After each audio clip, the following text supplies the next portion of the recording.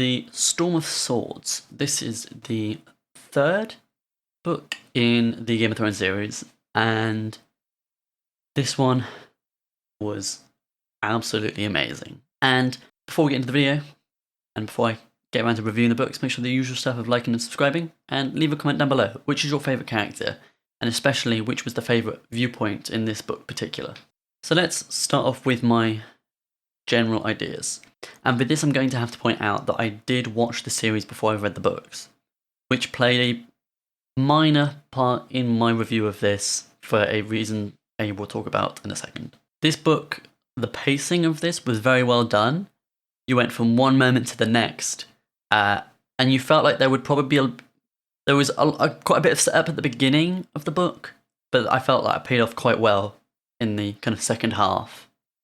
And by the second half, I just need to point out that because I live in the UK, they split them into two novels, the part 1 and part 2, even though they're both technically Storm of Swords, so I am reviewing them as one. And so, like I said, the first novel is still good, but it sets up a lot of the stuff that pays off, so the second half, so that second novel, in a way, is bang, bang, bang, bang, bang. All the things that were set up in the previous one are now paying off.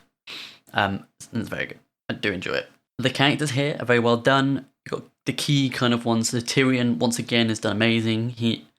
The way he's written is so unique, and the kind of intellectual struggles between the Lannisters is done really well in this. You've got Jon, who obviously kind of morally good character, but he's gone beyond the wall. And that's very interesting as well, the things that come up there. And finally, you've got Arya. I think she's comes more into her own in this book. And once again, her chapters are quite entertaining, quite good to read. And she travels a lot. So quite a lot of the world building kind of stuff, or just like introducing new parts of the world that show like a kind of diverse... Yeah. Anyway, yeah, she meets a lot of different people, and so that kind of adds to that kind of world-building side to the story. Now, I feel like I've got to talk spoilers as usual, so if you haven't read the book, go read it, then come back, and then we can continue talking. So, I've got to just talk quickly about the books versus the TV series, and how this one, I think, was broken down into 2 series, and so the pacing of the TV show was a lot slower, which it still worked. It's still good TV, but I really enjoyed how this one was so fast-paced, and there were key moments from the show that I'd seen. So you got the Red Wedding, Joffrey's wedding, and then you've also got, what is it? Oh yeah, the Viper versus the Mountain and Tyrion's trial, and then the consequences of that. That was all in this. And so there's so many key important moments that I'd enjoyed from the TV show. So when I read this, I just had to keep reading because they were so... I didn't expect them to all be in this one book. And it's so like action-packed and so much good stuff are happening. That this is just a great book, honestly.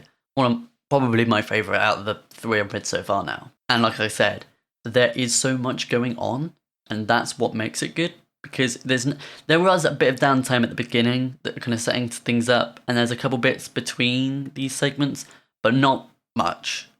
It's one of those where you just got to keep going with it, because you may get like a chapter or 2 where you start to the tension starts to deplete again, but it'll instantly get picked back up again when you get to the next key event that takes part in this book, and it's very well done. Yeah, so the only real thing I've got to say is that maybe the first bit was a bit slow to start, but other than that, yeah, I can't really think of any negatives in this book. Obviously, I felt maybe Daenerys' stuff was a bit too slow, a bit too fast. Like, she'd go from one city to the other in the space of like a chapter, but then I would need to see where that goes from here, because I know I'm now on the book afterwards, which is something about crows or something. I can't remember. But that one I think is more focused on the Lannisters, and I say the Lannisters, like the political struggle at the King's Landing. And I'm pretty sure quite a few of the characters are not present that much, like some of the key characters. So we're gonna have to wait until a Dance of Dragons or whatever to see more about that. And like I said, one of the main points here that I really do like is Tyrion again. Him, Cersei, and Tywin all kind of scheming against one another, and also you've got the kind of Jaime and Brienne kind of duo. That's really good. It starts off a bit weird, but then kind of picks up, and you kind of see their relationship begin to grow, and they just have a mutual respect for each other at the end, and I really like that. That's very well done. So if I have to rate this book, I'd probably give it a 5 out of 5. I don't think I can give it anything less there. It's very well done. The writing is very good. The pacing's brilliant. Most of the characters are pretty decent. There are a couple of characters that I don't really enjoy reading that much, but like for example, Sansa and Catelyn Stark. Those ones seem to get on my nerves a little bit, but then it's always in the more exciting scenes where you pick back up and you actually enjoy reading these characters and you realise the potential they've got. But other than that, in some of the other scenes where they're not doing much and they've not got a lot of agency, they end up just getting on my nerves a little bit. But other than that, it's fine. And yeah, I really enjoyed this one, and I can't wait to continue reading this series and hopefully get it done soon.